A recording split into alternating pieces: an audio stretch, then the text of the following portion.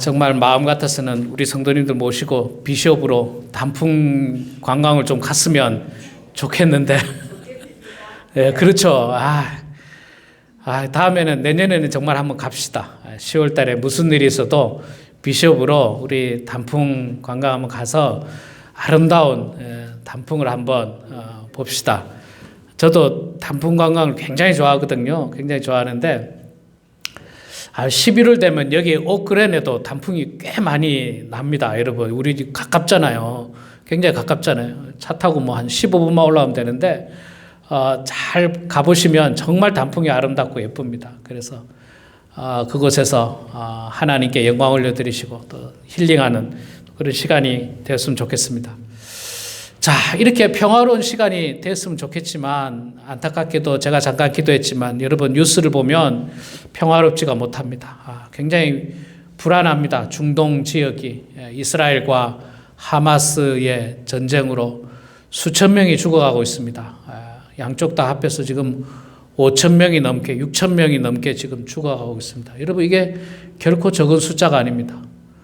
심지어는 병원에도 미사일이 떨어지고 학교에도 미사일이 떨어지고. 제가 성지순례 가보니까요, 팔레스타인 구역이 가자 지구라고 하는 지역이 있지 않습니까? 모퉁이에 있는 지역이 이스라엘과 붙어 있어요. 이게 멀리 떨어져 있는 게 아닙니다. 길 하나 사이에 두고 딱 붙어 있습니다. 대신에 벽을 쳤죠, 벽을. 그런데 여기는 벽이라도 쳤지 예루살렘 주변에 팔레스타인들 자치지구가 있거든요. 예루살렘 일부분과 그 다음에 그 예수님이 태어나신 베들레헴과 이 팔레스타인 지역이에요. 팔레스타인 지역. 이스라엘의 그 어떤 그게 아니라 팔레스타인 자치 지역입니다. 말하자면 그 안에서는 뭐 비슷하게 같이 살고 있는 거예요. 물론 뭐 이스라엘 사람들이 거기를 떠나죠. 많이 떠나고 뭐 돈 많은 사람들은 텔아비브 쪽으로 가고 뭐 이런 일들이 있어서 팔레스타인들이 많이 있습니다. 그러니까 전쟁이 났다 그러면 멀리 있는 사람들을 갖고 싸우는 게 아니고 그냥 바로 앞에서 싸우는 거예요. 그냥 바로 앞에서. 멀리 미사일 던질 필요도 없는 그런 상황이에요. 또 이스라엘이라고 나라 자체가 워낙 작잖아요. 워낙 작은 나라. 굉장히 위험합니다. 더군다나 여러분, 이 중동 전쟁은 전쟁만 났다 그러면 자기들끼리 싸우지 않잖아요. 꼭 미국하고 막 엉겨붙고 서방 막 끌어들이고 또 중동 다 같이 연합하고, 이란 연합하고 뭐 저기 연합하고 자꾸 커지는 그런 모습을 보면서 대단히 염려스럽고 좀 안타깝기 그지없습니다. 기도했던 것처럼 그 이스라엘 땅이 어떤 땅입니까? 하나님께서 선택했던 땅이었고 선택한 민족이었고 예수님께서 태어났던 땅입니다. 여러분, 예수님만 태어난 땅이 아니고요. 예수님만 태어난 땅이 아니라 이슬람에서 추종하는 모하메드도 거기서 태어났습니다.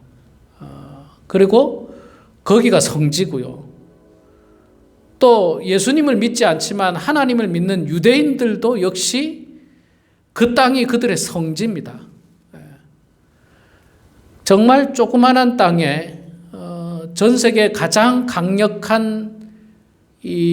강력하고 가장 그 많은 종교인이 있는 기독교, 이슬람교, 유대교가 하나로 되어 있는 땅이 바로 그 땅입니다. 그 어느 땅보다 평화로워야 할 땅이, 알고 보면 그 어느 땅보다 가장 분쟁과 다툼이 많다는 것이 참 안타깝고 또 아이러니하기까지 합니다. 여러분, 기도하실 때마다 여러분, 전쟁이 종식될 수 있도록, 평화가 올 수 있도록 열심히 기도해 주시기 바랍니다. 이 전쟁은 자칫 잘못하다가는 곧 우리에게까지 피부로 느낄 수 있을 만큼 위험할 수 있기 때문에 기도 많이 해 주시기 바랍니다. 자, 오늘 계속해서 우리가 고린도전서 말씀을 보고 있습니다.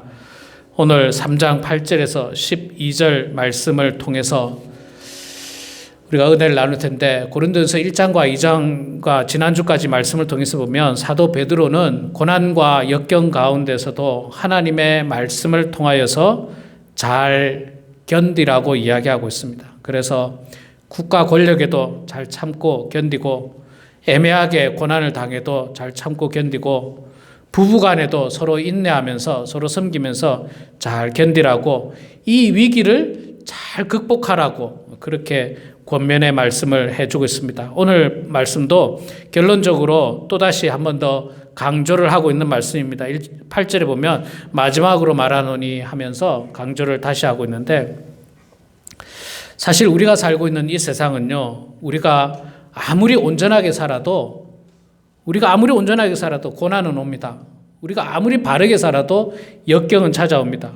어쩌면 우리가 바르게 살면 살수록, 믿음 안에서 살면 살수록 고난은 더 강력하게 찾아올지도 모릅니다. 왜냐하면 공중권세를 잡은 사탄이 끊임없이 우리를 넘어뜨리려고 하기 때문입니다. 넘어뜨리려고 하기 때문에.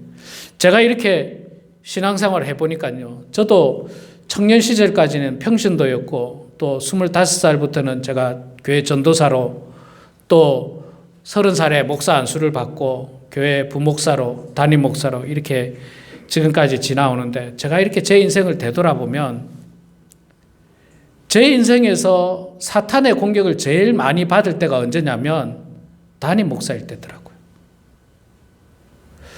평신도 때는 생각해보면 사탄의 공격을 덜 받아요. 덜 받습니다. 전도사일 때는 역시 덜 받더라고요. 그냥 큰 어려움 없었어요. 그런데 책임이 무거워지면 무거워질수록 더 많은 사탄의 공격이 저를 넘어뜨리려고 하는 것을 많이 보게 됩니다. 제 안에 어떤 죄악들 혹은 욕심들이 저를 넘어뜨리려고 하기도 하고요. 혹은 애매히 고난을 당하는 일들로 말미암아서 고통을 당하기도 하고요. 또는 성숙하지 못한 어떤 사람을 통해서 어려움을 당하기도 하고요. 이런 다양한 어려움을 당하는데, 이거는요, 제가 잘못해서가 아니라 어쩔 수 없는 기독교인들의 현실입니다. 바르게 살려고 하면 할수록 고난이 찾아와요. 말씀 안에서 바르게 살려고 하면 할수록 더욱더 고난이 찾아옵니다. 그래서 이 사도 베드로가 사역하던 이 당시에도 역시 마찬가지였습니다. 그래서 그 당시에 예수님을 잘 믿었던 예수님의 제자들은 정말 안타깝게 다 순교를 하게 됩니다. 세상적으로 보면 굉장히 안타깝게 보이죠. 그러나 하나님 앞에서 정말 생명 다해서 복음을 전하다가 주의 부름을 받았으니까 안타까운 것은 아니지만 세상 사람들이 볼 때는 그렇게 보였던 것입니다. 자, 이런 고난과 역경 가운데서, 어려움 가운데서 사도 베드로는 다시 한 번 더 우리들에게 권면하기를 8절에 마지막으로 말하노니 너희가 다 마음을 같이하여 동정하며 형제를 사랑하며 불쌍히 여기며 겸손하며. 이 한 절에서 제가 참 마음에 제 마음을 두드린 말씀 가운데 하나는 동정하며 불쌍히 여기며, 동정하며 불쌍히 여기라. 사랑이라는 것을 자세히 들여다보면요, 불쌍히 여기고 동정하는 마음이 그 안에 있습니다. 사실 사랑이라고 하는 마음, 그 마음에 자세히 보면 이 존경하는 마음도 있고 흠모하는 마음도 있고 다 있지만, 그 안에는 역시 동정하는 마음과 불쌍히 여기는 마음이 많이 있습니다. 한국과 미국의 공통점, 또 동양과 서양의 공통점이 하나 있는데, 그게 뭐냐면 사람이 죽으면, 사람이 돌아가시면 장례식에 사람들이 참여한다는 겁니다. 한국도 많이 참여하고 서양도 많이 참여하죠. 또 성경 말씀에도요, 여러분 보면 이 잔치집보다, 결혼식장보다 장례식에 많이 참여하라고 권면하고 있어요. 그래서 함께 슬픔을 위로하고도 권면하고 있기 때문에 그 문화가 같은 것 같습니다. 그래서 한국에도 사람이 돌아가시면 많은 조문객들이 와서 함께 슬퍼해주고 또 함께 안타까워해주고, 미국에서도 역시 마찬가지로 장례식에 많은 사람들이 참여해서 이렇게 함께 아파해 주는 것을 보게 됩니다. 아시다시피 저도 여러분 지난주에 저희 아버님이 돌아가시고 한국에 갔다 왔는데, 저는 미국에서 가다 보니까 이제 늦게 도착했는데 참 많은 분들이 조문을 오셨다고 제가 이야기를 들었습니다. 이야기 들었고, 저희 형님이 서울에 살기 때문에 서울에 이제 지인분들이 많이 계신데, 이야기 들어보니까 서울에서도 뭐 많이 오셨다는 거예요. 직접 차 타고 오시고 뭐 KTX 타고 오시고 또 서울에 저희 친척들이 많이 계시는데 친척분들도 굉장히 직접 이렇게 부산까지 와서 조문만 하고 이제 가신 거예요. 딱 그 뭐 잠깐의 조문을 하기 위해서 서울에서 부산까지 오셨다고 제가 그 이야기를 듣고 참 감사하고 참 고마웠습니다. 그래서 이 일들을 통해서 유족들이 많이 위로를 받는구나. 저도 목회자로서 뭐 이 장례식에 많이 참여하지만 앞으로도 더욱더 많이 참여해야 되겠다. 그런 생각을 많이 하게 됐습니다. 저희 아버님께서 화장을 하시고 그 애쉬가 묻힌 곳이 교회 묘지입니다. 교회 묘지. 제가 어릴 때 다니던 모 교회의 교회 묘지인데 이 교회 묘지에 묻히다 보니까 교회 묘지를 이제 제가 지나가게 되잖아요. 이렇게 지나가게 됩니다. 지나가다 보니까 아는 이름이 너무 많은 거예요. 비석에 아는 이름. 왜냐하면 제 교회 묘지, 저의 모 교회의 교회 묘지니까. 대표적인 게 딱 교회 묘지에 들어가면요. 제일 첫 번째 누가 계시냐면 저희 외할아버지 외할머니 계세요. 공교롭게도 저희 교회가 제 어릴 때 교회 묘지를 사고 첫 번째로 돌아가신 분이 저희 외할머니세요. 외할머니가 처음 돌아가셔서 제일 앞쪽에 이렇게 돌아가시고 나중에 외할아버지가 합장을 하셔서 두 분이 거기 계십니다. 그리고 저희 할머니도 거기 계시고요. 올라갔다가 보니까 제가 너무너무 잘 아는 장로님 비석이 계신 거예요. 그래서 아유, 이 장로님이 돌아가셨구나. 제가 이제 이야기했더니 제 바로 옆에 담임 목사님이 계셨어요. 몇 년 되셨습니다. 그러더라고요, 저한테. 근데 참 가까웠던 분이거든요. 가까웠던 분인데 제가 이제 미국 살다 보니까 소식을 다 못 듣잖아요. 다 못 들어서. 그리고 올라가다 보니까 정말 아는 분이 너무너무 많은 거예요. 제가 어린 시절에 저의 주일학교 부장 선생님이었던 안수 집사님, 나중에 장로님 되시고 교사하셨던 권사님 부부가 묘지가 또 보이시고 또 올라오니까 또 아는 분이 계시고 다 아는 분이에요. 다 아는 분. 정말 다 아는 분이에요. 그러니까 제가 그 교회를 떠난 지가 이제 20년이 훨씬 넘었죠. 한 25년이 됐는데도 그때 활발하게 활동하시던 장로님, 안수집사님들은 이제 지금은 25년이 지나니까 다 돌아가실 이제 연세가 되신 거예요. 그 너무 아는 분이 너무 많은 거예요, 거기. 제가 그걸 보면서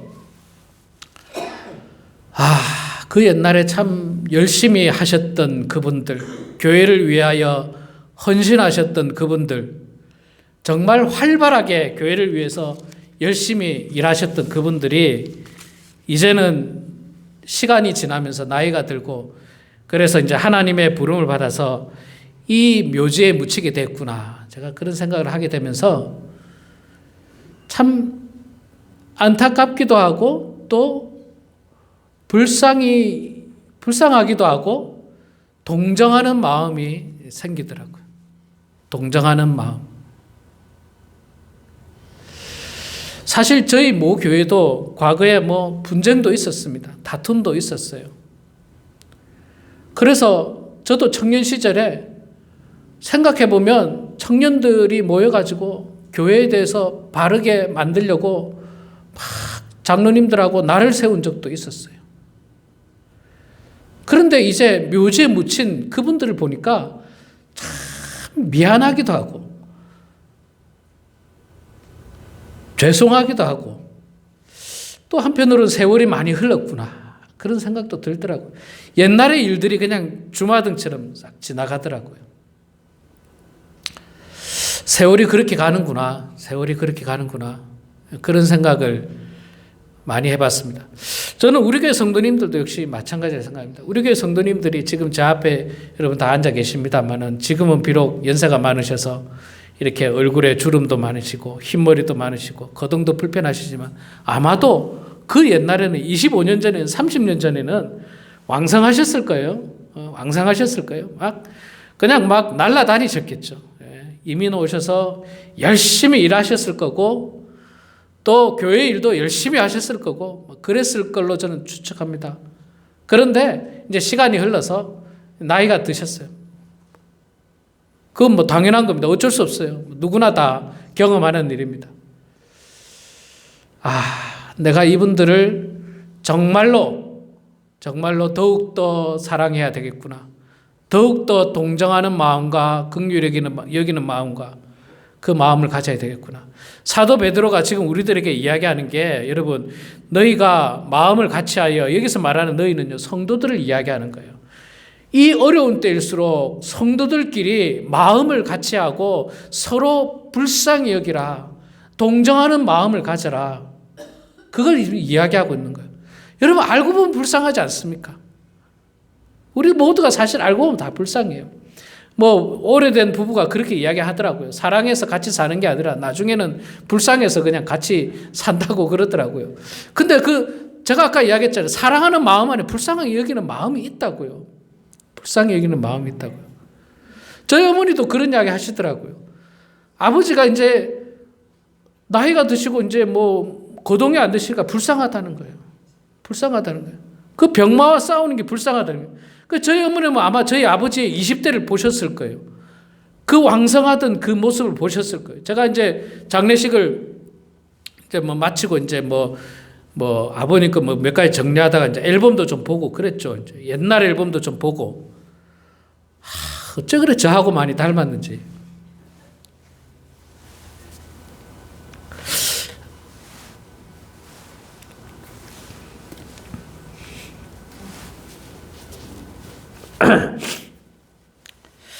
참 왕성하신 모습이 보이더라고요.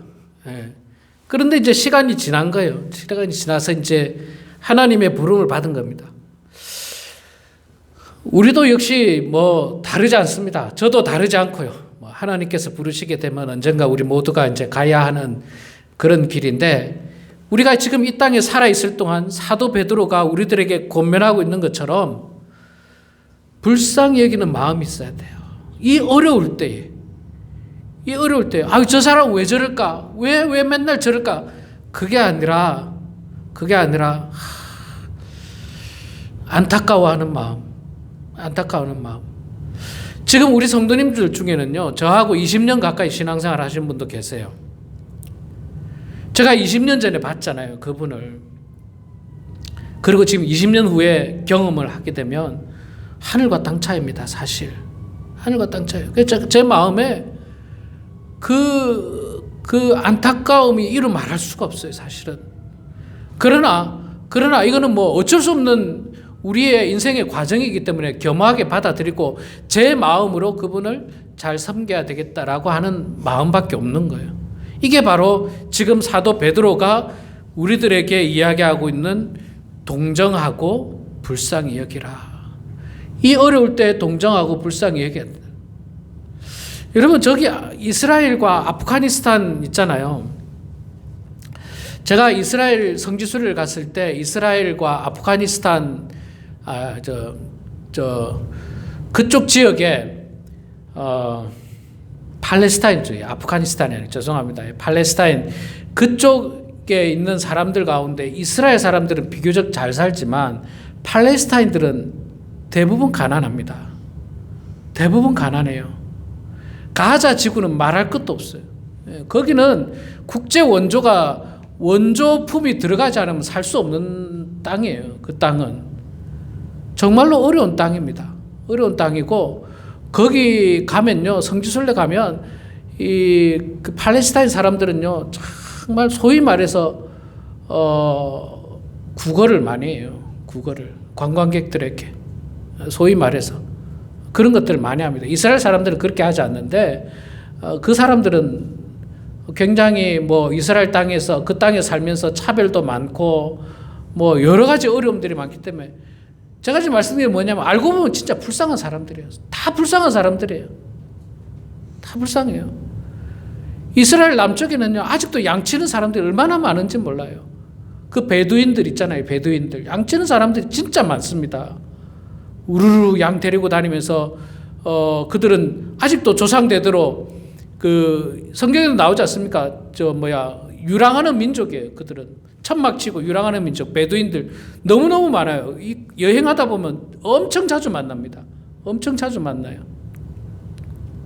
그 척박한 땅에서 있잖아요. 어떻게 양을 치는지 모르겠지만 양 치는 분들도 계시고, 좀 전쟁을 하고 있는 그 사람들이 서로 좀 불쌍히 여겼으면 좋겠어요.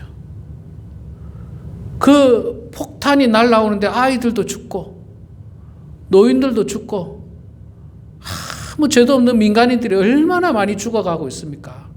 얼마나 많이 죽어가고 있어요. 너무너무 안타까운 현실입니다. 바울이, 사도 베드로가 그래서 우리들에게 이 어려울 때의 마음을 같이 하고 동정하며 형제 사랑하며 불쌍히 여기라. 그리고 우리 교회도 있잖아요. 서로 불쌍히 여겨야 됩니다. 교회가 늘 여러 번 말씀드렸지만 지금은 교회가 사람들로부터 존경받지를 못하고 있어요. 비난만 받고 있어요. 한국 교회가. 그럴 때 우리끼리라도 격려하고 위로하고 우리끼리라도 불쌍히 여겨야지, 우리끼리 비난하면 얼마나 슬픕니까? 이건 마치 한 가족이 서로 어려울 때 정말 서로 불쌍히 여기고 사랑해야지, 한 가족끼리 서로 싸우면 얼마나 안타까운 일이에요. 얼마나 안타까운 일. 자, 둘째로 사도 베드로는요, 9절과 11절 말씀을 통해서 계속해서 이야기하는 게 선을 행하라고 이야기합니다. 악을 악으로 갚지 말고 욕을 욕으로 갚지 말고 도리어 복을 빌라. 야, 이게 얼마나 어려운 말입니까? 누가 나한테 욕하는데 나는 그 사람을 욕 안 하고 복을 빌어주라.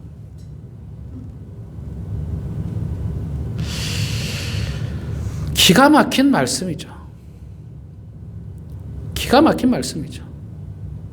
누가 야, 장 목사 하면서 막 욕을 했다 칩시다. 제가 그걸 들었어요. 어떻게 해서? 내가 과연 그 사람에게 욕으로 대응하지 않고 복을 빌어줄 수 있을까? 그런데 성경은, 하나님께서는 사도 베드로를 통해서 우리들에게 복을 빌어주라. 그런데 이 복을 빌어주는 게 있잖아요. 참 놀라운 원리가 하나 있더라고요. 무슨 원리인지 아십니까? 이 복을 빌어주면 보니까 그 복이 누구한테 오는 줄 아세요? 자, 보세요. 9절에 악을 악으로 욕을 욕으로 갚지 말고 도리어 복을 빌라. 이를 위하여 너희가 부르심을 받았으니 이는 복을 이어받게 하려 하심이라. 그 복이 결국 나한테 온다는 거예요. 이건 또 희한한 법칙이죠. 정말 놀라운 법칙이에요. 저 사람이 나를 욕했어요.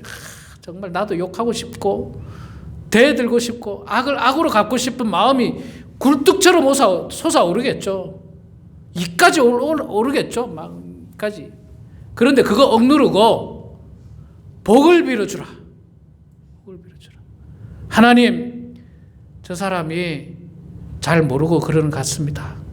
용서해 주시고 하나님, 저 사람도 하나님 잘 알아서 복 받는 사람 되게 해 주시옵소서. 이렇게 복을 빌어주면 그 복이 결국에는 나한테 온다는 거예요. 나한테. 야, 이 놀라운 원리지 않습니까? 놀라운 원리죠. 여러분, 냉정하게 여러분 말해서 있잖아요. 목사를 하다 보면요, 어느 교회 목사든지만 똑같습니다. 욕 많이 들어요. 목사님. 큰 교회 목사님은 욕 안 듣는 줄 아세요? 큰 교회 목사님도 욕 들어요. 제가 알기로 세상에 어떤 교회 목사님도 욕 들어요. 아무리 잘해도 욕 들어요.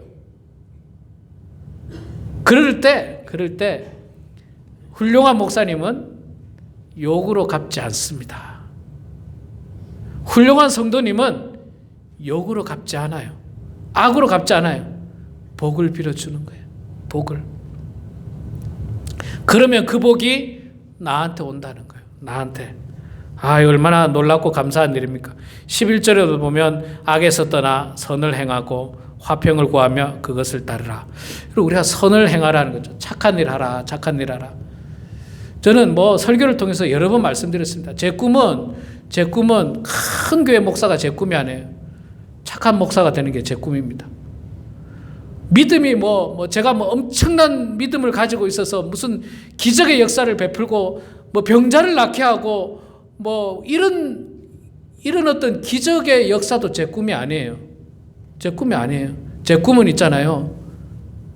착한 목사예요. 이것밖에 없어요. 착한 목사. 무슨 말씀의 능력이 뛰어나가지고 사람을 뒤집어 놓고 뭐 그런 꿈이 제 꿈이 아니고 그저 착한 목사가 되는 게 제 꿈이에요. 아직 갈 길이 너무너무 멀었습니다. 너무너무 멀었어요. 아직도 다듬어야 될 부분이 너무너무 많아요. 그런데 여러분, 착해야 되는 이유가 성경에서 분명히 이야기해 주고 있는데 12절에 보니까 우리가 착해야 되는 이유가 있어요. 12절에 보니까 주의 눈은 의인을 향하시고 그의 귀는 의인의 간구에 기울이시되. 자, 이 말을 쉽게 말하면요, 의인이라고 하니까 뭐 굉장히 어려운데 주의 눈은 착한 사람을 향하시고요, 주의 귀는 착한 사람의 기도를 들어주신다는 거예요. 맞습니다, 여러분. 하나님은 악한 사람의 기도를 듣지 않으십니다. 나쁜 사람의 기도를 들어주지 않습니다. 강도의 기도를 들어주겠습니까? 오늘 밤에 어느 집을 털려고 하는데 하나님 잘 털게 해주십시오. 걸리지 않게 해주십시오. 이 기도를 하나님께서 들어주시겠어요? 아니요. 절대로 안 들어주죠. 하나님의 기도는, 하나님은 착한 사람의 기도를 듣는 거예요. 착한 사람의 기도. 하나님의 눈은 착한 사람을 향하시는 거예요.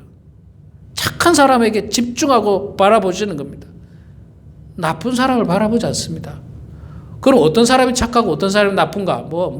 우리가 도덕을 알고 윤리를 알기 때문에 금방 알 수 있습니다. 근데 오늘 본문 말씀에서는 간단하게 10절에 보면 말을 이야기하죠. 말.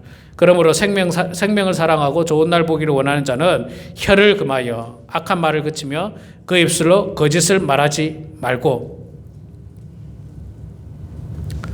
저는 새벽마다 기도하는 내용 중에 하나가요, 하나님 오늘도 말 조심하게 해주시옵소서. 제 입술에 파수꾼을 세워주셔서 하나님 걸러지게 해주시옵소서. 목사는요, 말 한마디 잘못하면 끝나거든요. 말 한마디 잘못하면 끝나요. 목회 그날로 끝나는 수가 있어요. 말 한마디 잘못하면. 여러분들도 인생을 정말 인격을 잘 쌓아오셨잖아요. 그런데 이 잘 쌓아오신 것도 자칫 말 한마디 잘못하면요, 그게 한 번에 무너지는 수가 있어요. 한 번에 무너지는 수가. 그러니까 늘 말을 조심해야 되고, 이 말을 통해서 착한지 착하지 않은지 금방 드러납니다. 금방 드러나요. 근데 베드로는 우리들에게 착한 사람이 되십시오. 착한 사람이 되십시오. 악에서 떠나시고 선을 행하고 화평을 구하며 그것을 따르라. 그것을 따르라. 여러분, 이 마지막 때에 이 연세가 이제 우리가 많으신데, 이제 싸우면 뭐합니까? 뭘 갖고 싸우겠어요? 다 그냥 용서해 주시고, 저 친구가 잘 몰라서 그렇구나, 이렇게 너그러운 마음으로 용서해 주시고, 우리 며느리가 아직 잘 몰라서 철이 없어서 용서해 주시고, 우리 사위가 용서해 주시고, 우리 아들이 아직 용서해 주시고, 우리 딸이 철없이 그래도 다 용서해 주시고, 그게 우리 어르신의 모습이에요. 어르신의 모습. 그게 우리 그리스도인의 모습이에요. 그거 갖고 그냥 가족 안에서 싸우고 몇 년 동안 안 보고 얼마나 불행한 일입니까? 우리 사랑하는 성도 여러분, 지금 우리가 살고 있는 이 시대는요, 정말 기독교가 힘겨운 시대입니다. 존경받지도 못하고 비난만 받고 있는 시대입니다. 이거 바꿔야 됩니다. 우리가 이 땅에서 빛의 사명을 감당하고 소금의 사명을 감당하고, 우리가 이 땅에서 악을 악으로 갚지 아니하고 욕을 욕으로 갚지 아니하고, 오히려 기가 막히게 복을 빌어주면서 이 땅을 우리가 변화시키지 않으면, 우리 기독교인들의 변화된 모습을 보여주지 않으면 우리 후손들은 기독교는 나쁜 종교로 인식될 수밖에 없을 것입니다. 우리에게 이 큰 사명이 있다는 사실을 우리가 늘 기억하시면서 오늘도 서로 불쌍히 여기고 긍휼히 여기고 사랑하고 선을 행함으로 말미암아 하나님의 자녀답게 온전히 살아가는 우리 모두가 되길 주의 이름으로 축원합니다. 기도하겠습니다. 사랑의 아버지 하나님, 은혜를 감사합니다. 저희들을 주님 사랑해 주셔서 오늘도 주님 전에 나와 예배드리게 하여 주시고 베드로전서 말씀을 통하여서 이 어려울 때에, 이 환난 때에, 고난의 때에 우리가 성도끼리 또 이 땅에서 어떻게 살아야 하는지를 권면하여 주시니 주님 감사합니다. 하나님, 하나님의 자녀답게, 그리스도의 종답게, 제자답게 이 땅에서 바르게 살게 하시고 착하게 살게 하여 주시고 온전한 그리스도인으로 살아가는 저희들 되게 하시고 우리 범은 하나님께 사랑하는 모든 성도들끼리 서로 긍휼히 여기고 불쌍히 여기고 동정하는 마음으로 사랑하는 그런 성도들 다 되게 하여 주시옵소서. 예수님의 이름으로 기도드리옵나이다. 아멘.